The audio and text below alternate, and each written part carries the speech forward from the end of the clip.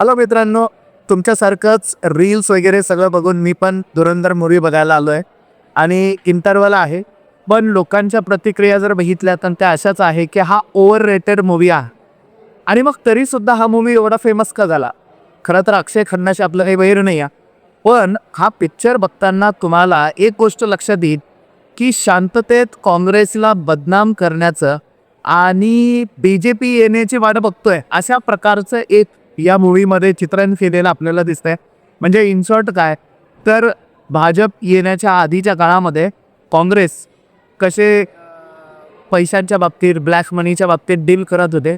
आणि in short या मूव्हीतून अजून एक गोष्ट दाखवण्याचा प्रयत्न होतोय की काळा पैसा जो आहे त्याच्यानंतर जे नोटबंदीची झालेली आपल्याकडे त्या नोटबंदीला जस्टिफाय करण्याचा प्रयत्न एक प्रकारे या पिक्चरच्या माध्यमातून होत आहे.